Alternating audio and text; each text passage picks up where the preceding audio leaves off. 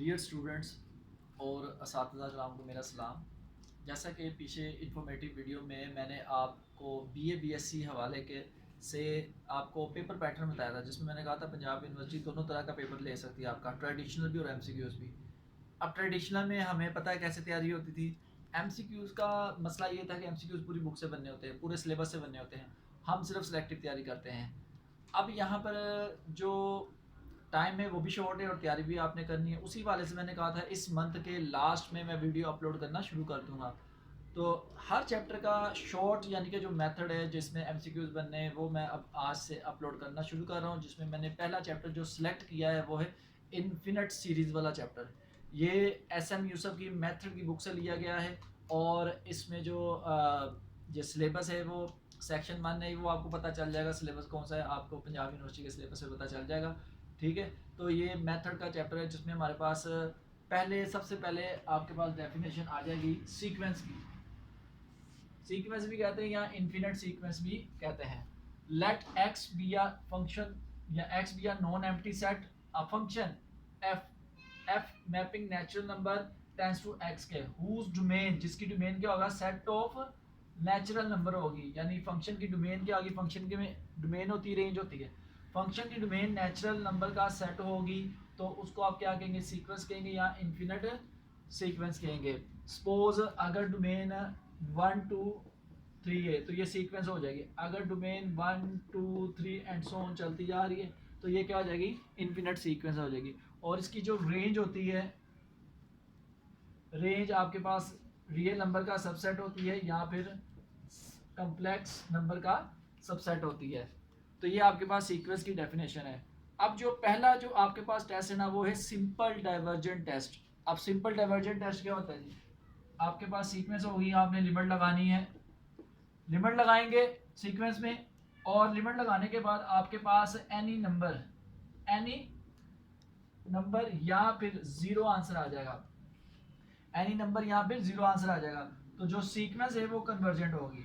और अगर आपने लिमिट लगाई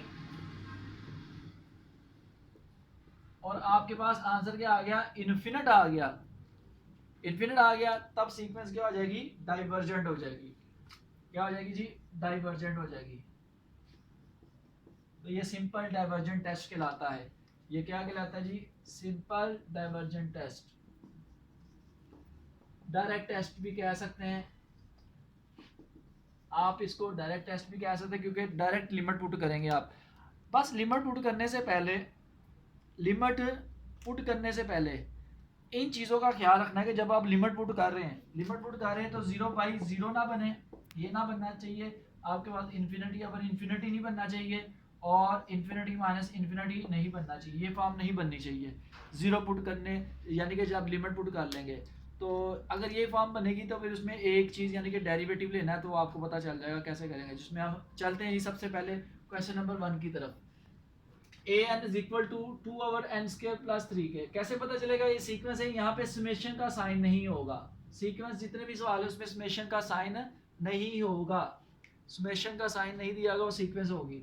limit n tends to infinity ले लिया आपने, A N limit n tends to infinity 2/n² + 3। अब देखिए डायरेक्ट लिमिट पुट कर सकते हैं, नीचे इन्फिनिटी आ गया, जीरो आ गया, तो ये क्या बन गया, कन्वर्जेंट बन गया।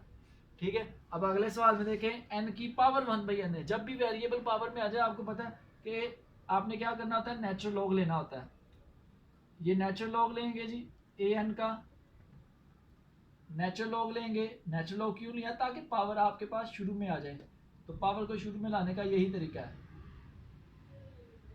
तो ये आ गया natural log n/n, natural log of an, limit n tends to infinity, an limit ले ली n tends to infinity, natural log n/n। अब ये बन गया इन्फिनिटी और इन्फिनिटी। ठीक है, तो यहाँ पे आप क्या करेंगे, LHR लगा देंगे।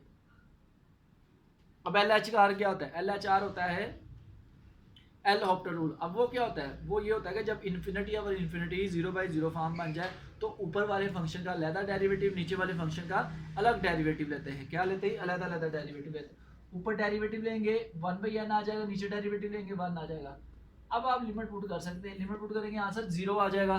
ठीक है, तो यहाँ पे नेचुरल लॉग n चल रहा है, 0 आ गया, limit n tends to infinity, आपने नेचुरल लॉग खत्म करना है, सामने वाला e की पावर बन जाएगा, तो ये क्या आ गया 1 आ गया। ठीक है, इसका मतलब क्या हुआ, limit n tends to infinity a की n इज इक्वल टू 1 आ गया, और 1 आपके पास क्या आता है, कन्वर्जेंट।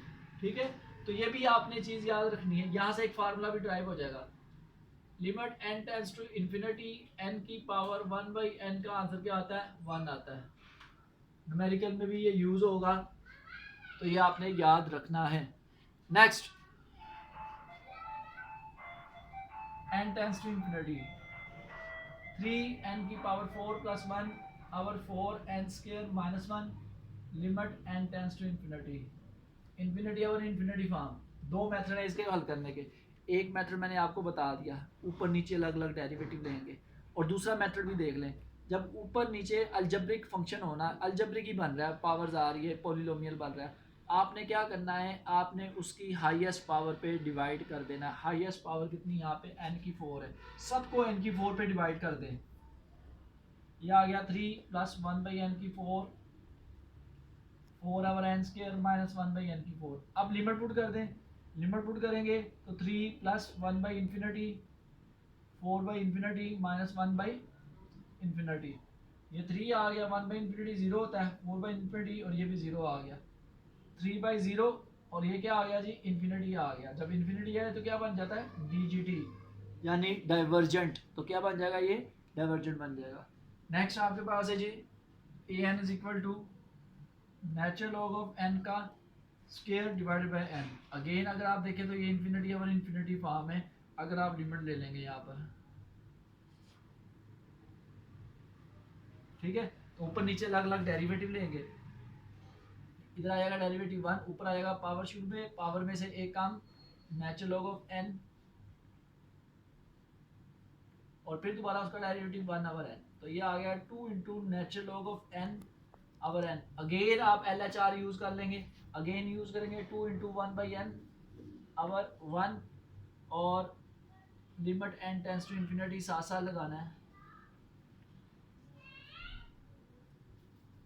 अब लिमिट पुट कर देंगे तो 2 नीचे 0 इन्फिनिटी आ गया, तो समथिंग ओवर इन्फिनिटी 0 होता है, तो ये क्या बन गया जी, कन्वर्जेंट बन गया। क्या बन गया, कन्वर्जेंट बन गया जी। नेक्स्ट आपके पास क्वेश्चन नंबर 5 है, ये क्वेश्चन नंबर 5 दिया हुआ जी, इसको हम हल करते हैं।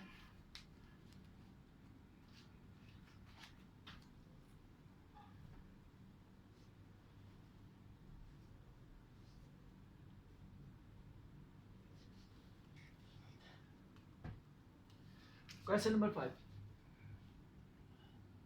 ये मैंने अपने सवालों के नाम दिए हैं, मैंने हर सवाल टाइप करना, एक एक सवाल आपको बता दिया। Limit n tends to infinity a n, ऊपर आ गया 6 की पावर n, नीचे आ गया आपके पास 5 की पावर n प्लस माइनस 3 की पावर n। ठीक है, अब ये कांस्टेंट आ गई सीक्वेंस ऊपर नीचे, यानी सारे कांस्टेंट उनकी पावर n है। इसमें आपने क्या करना है, नीचे वाली जो हाईएस्ट वैल्यू होगी ना, उसको ऊपर नीचे सब पे डिवाइड कर देंगे। नीचे 5 की पावर n हाईएस्ट है, ठीक है, इस पे ऊपर नीचे सबको डिवाइड कर देंगे, ये आ जाएगा 6/5 की पावर n,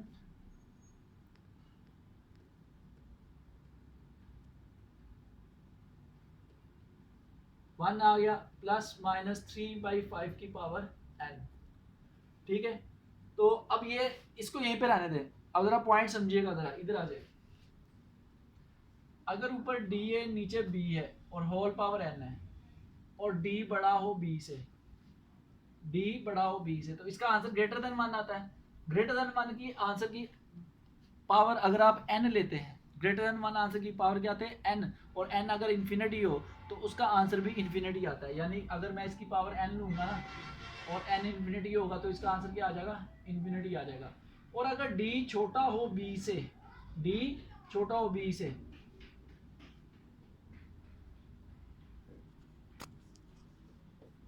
और मैं इसकी अगर पावर लूँगा इन्फिनिटी, तो ऊपर वाली वैल्यू छोटी है, नीचे वाली वैल्यू बड़ी है, तो ये लेस देन 1 है। लेस देन 1 जब आंसर आएगा तो उसका जब वैल्यू पुट करेंगे आंसर क्या आ जाएगा, 0 आ जाएगा। तो इट मीन्स यहाँ से हम दो रिजल्ट निकाल रहे हैं, समझिएगा जरा। Limit n tends to infinity d/b की पावर n, और d ग्रेटर देन होगा जी बी से, तो ये इज इक्वल टू हो जाएगा infinity, limit n tends to infinity d by b की पावर एन, और डी क्या है जी, लेस है बी से, तो इसका आंसर क्या आएगा, 0 आएगा। अब ये चीज़ सवाल में यूज़ करने लगे, इधर आ जाए। अब 6/5 ऊपर वाली वैल्यू बड़ी है, नीचे वाली वैल्यू छोटी है, होल पावर एन है, इसका आंसर ग्रेटर देन 1 आ जाएगा, ये इन्फिनिटी आ जाएगा, ये 1 आ गया। और नीचे ये अब इधर देखिए 3 छोटा है, 5 जो है 5 बड़ा है, तो इसका आंसर क्या आ जाएगा, 0 आ जाएगा। आंसर क्या आ गया, इन्फिनिटी आ गया। तो क्या बन गई जी, कन्वर्जेंट, सॉरी डाइवर्जेंट बन गई, क्या बन गई, डाइवर्जेंट बन गई। ठीक है, तो ये मैंने आपको ना कुछ सवाल करवाए हैं एज आप शॉर्ट क्वेश्चन समझ लें, कॉन्सेप्चुअल समझ लें, ठीक है, ताकि आपके एमसीक्यूज क्लियर हो सके। अगर मैं डायरेक्ट एमसीक्यूज करवाता ना आपको, तो वो आपका क्लियर नहीं होना था, इसीलिए मैंने थोड़े से सवाल आपको कराए। अब चलते हैं एमसीक्यूज की तरफ। पहला MCQs, if limit n tends to infinity an is equal to natural log of n, then sequence will be, ये सवाल अभी हमने हल किया है। नेचुरल लॉग ऑफ n यहाँ पे आ जाए, सीक्वेंस क्या होगी जी, आपके पास कन्वर्जेंट हो जाएगी, क्योंकि वैल्यू पुट करेंगे आपके पास, तो ये सीक्वेंस क्या आ जाएगी, कन्वर्जेंट आ जाएगी, divergent both a b and none. इसका क्या आंसर आ गया, कन्वर्जेंट, क्योंकि ये सवाल अभी हमने हल कर लिया, आप चेक कर सकते हैं उसमें। अब इधर आ जाए, A N tends to infinity n minus 1 factorial. अब इसमें सीक्वेंस क्या होगी, जरा इस पे जरा गौर कीजिएगा, क्या होगी सीक्वेंस, ही बताएं जरा।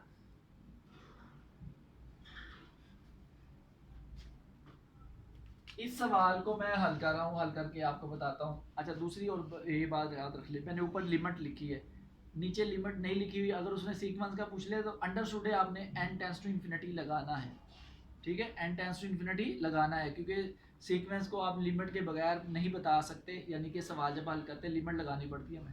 यहाँ पे मैंने लिमिट नहीं लगाई, आपने लगानी है लिमिट, तो ये लिमिट लगा रहे हैं हम n tends to infinity an, ऊपर है n माइनस 3 फैक्टोरियल, नीचे n माइनस 1 फैक्टोरियल। इसका रिवर्स लिखे जी,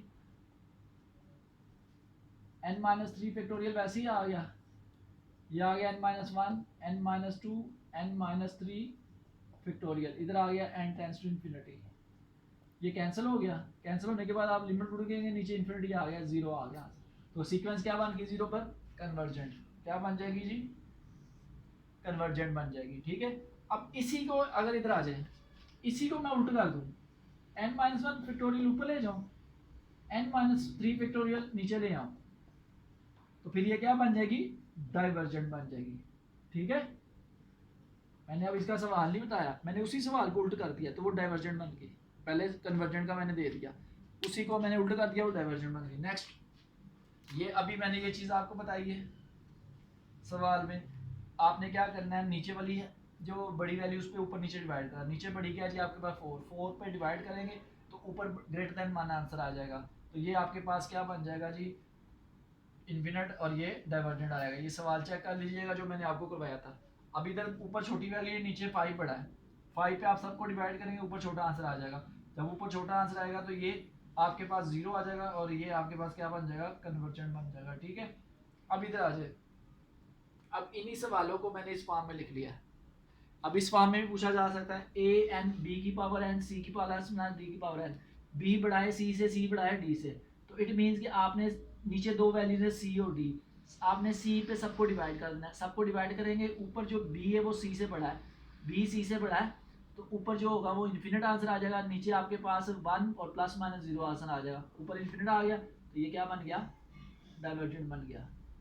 अब इसी तरह आपके पास बी डी की पावर एन प्लस माइनस सी, अब इधर आ जाए, डी बड़ा है बी से, डी बड़ा है बी से, और सी सबसे छोटा है। अब इस पे आप क्या करें, डी पे डिवाइड करेंगे, ऊपर 0 आंसर आ जाएगा, तो जब 0 आ जाएगा कन्वर्जेंट बन जाएगा आपके पास, ये चीज़ क्या आ जाएगी, कन्वर्जेंट आ जाएगी। ठीक है, तो ये ही चीज़ मैंने आपको वहाँ पर समझाई थी, दोबारा चेक कर लीजिएगा वो जो चीज़ समझाई थी मैंने, ये देखें दोबारा, ये चीज़ यूज़ हुई है। ऊपर डी है, नीचे बी है, डी अगर बी से बड़ा होगा, limit n tends to infinity put करेंगे तो इन्फिनिट आंसर आ जाएगा। अगर डी ऊपर है बी नीचे और डी छोटा होगा, लिमिट पुट करेंगे, आंसर क्या आ जाएगा, 0 आ जाएगा। क्या आ जाएगा, 0 आ जाएगा। अब ये चीज़ मैंने यहाँ पे लिखी हुई है कि डी बाई बी की power n is equal to infinity, d greater than d by b की पावर एन और d less than b, answer क्या आएगा, 0 आएगा। यही चीज़ आपने लास्ट 2 एमसीक्यूज में यूज़ की है, जिसकी वजह से आपका वो कन्वर्जेंट और डाइवर्जेंट आ गए। तो ये मेरा पहला लेक्चर था सिंपल डाइवर्जेंट टेस्ट के बारे में। इंशाल्लाह इसी तरह मेरे बाकी लेक्चर्स भी आप देखेंगे, अपलोड होते जाएंगे, और जितना जल्दी हो सके अगले अपने स्टूडेंट्स को बताएं, और चैनल को सब्सक्राइब करें और शेयर भी करें, ताकि आपके पास प्रॉपर एमसीक्यूज और उसके कॉन्सेप्चुअल क्वेश्चन पहुँच जाएँ।